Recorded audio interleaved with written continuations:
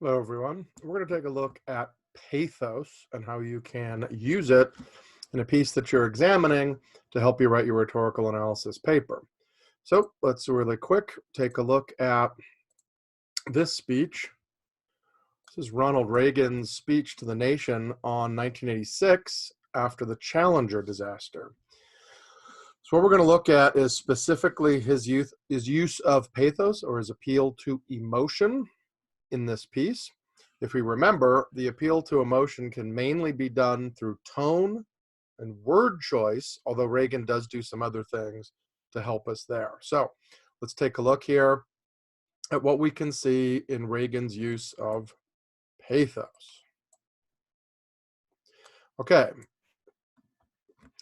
if you recall from your history, the space shuttle Challenger exploded in flight, killing all crew members aboard in 1986. It was and you'll see this in the speech, the worst accident in NASA's history as far as loss of life. And they'd never lost astronauts in flight before. And you're going to see that in the speech. We've lost them on the ground, but not in flight on a mission. So that's the context of the speech. Now let's get to the actual diction. Okay, so his first use of any diction whatsoever that's emotional, okay, pained, tragedy, and then he repeats pain again. He then does some other things that aren't necessarily diction related.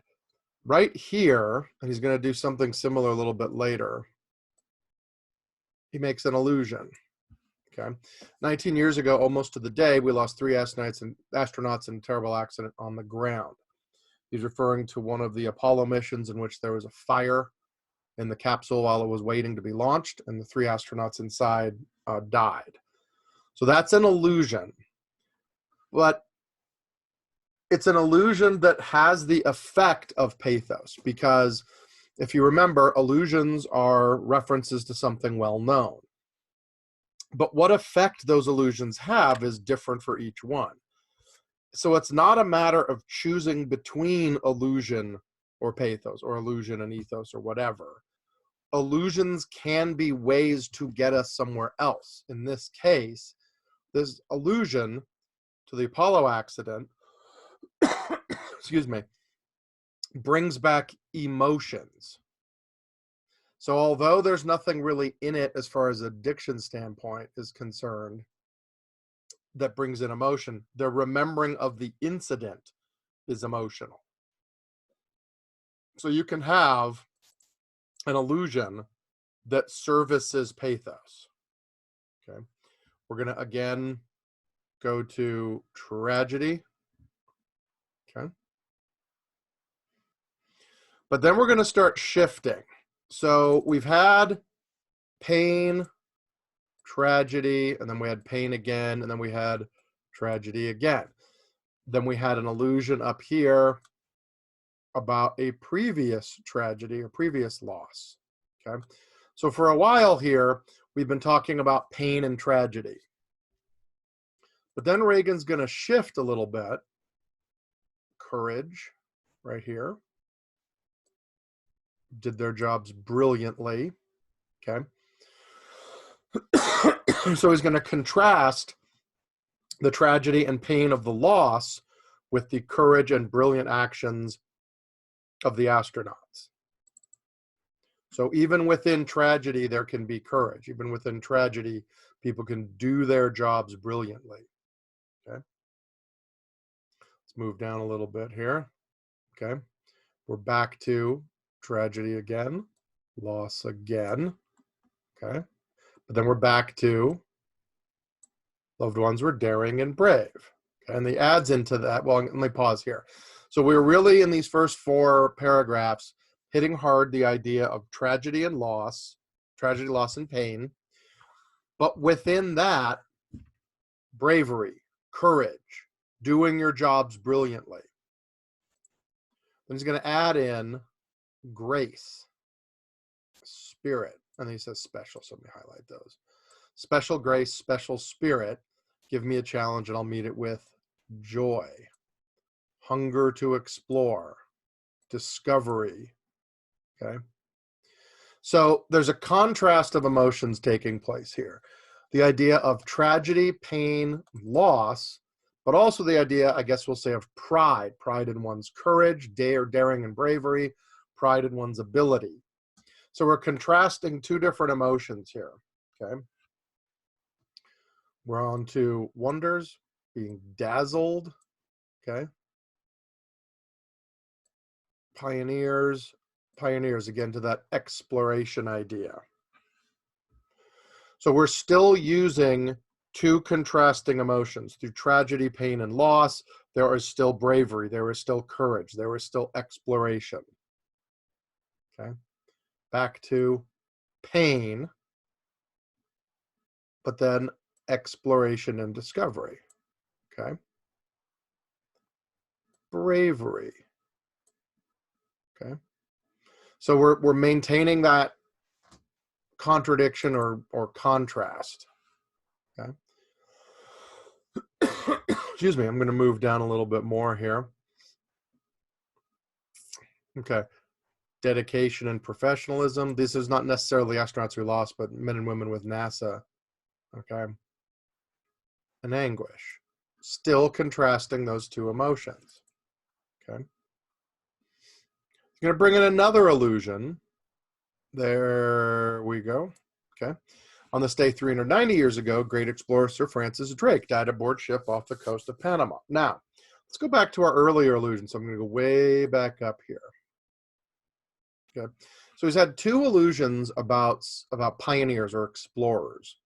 19 years ago, we lost 3 astronauts in a terrible accident on the ground. That brought up ideas of loss and pain and tragedy because it was couched in those terms. He had loss up here. He called it terrible. He had pain here, tragedy, so on. So surrounding all of this was the idea of pain, loss, and tragedy. But we'd been contrasting all of that with the bravery and courage of the explorer. And now we're going to do this illusion. Sir Francis Drake died aboard ship off the coast of Panama. We're not going to feel tragedy, loss, and pain here because very few of us have any connection to Sir Francis Drake. It was also 390 years ago. So he's bringing in a second illusion that is significantly farther away. And this one is about exploration, pride, courage. So his first illusion up here, an allusion to tragedy and loss. But his next illusion way down here, an allusion to bravery, exploration, and discovery. Those were the two emotions we were talking about. And those are the two emotions that Reagan uses when he uses the two illusions. Two emotions he uses when the two illusions come. So then we're up here. The crew of the Space Shuttle Challenger honored us by the manner in which they lived their lives. We're transcending the tragedy. We're transcending the pain. If you notice down here at the bottom, there's no mention of that. We'll never forget them, nor the last time we saw them this morning. There's no mention of tragedy and loss here. We dealt with that earlier, and now we're on the bravery and courage that these people had when they did their jobs. And he finishes with one last allusion, although very few people knew it was. Prepared for their journey and waved goodbye and slipped the surly bonds of earth to touch the face of God. That's an allusion to a poem by a fighter pilot from an earlier war. But it doesn't much matter. What matters here is the two emotions Reagan was playing on were tragedy, loss, and pain, that group of emotions. And then bravery, courage, maybe sacrifice. Bringing the two together, starting with tragedy, but ending with bravery and hope.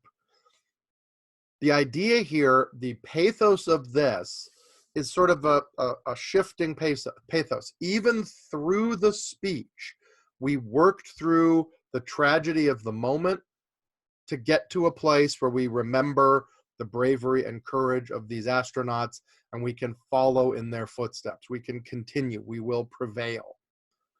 And all of that just through the emotion. I want once again to remind you, pathos is not a technique. Okay, it's not a technique the same way that illusion is a technique that we had down here with Sir Francis Drake, or that we had up here with the astronauts, or even the poem.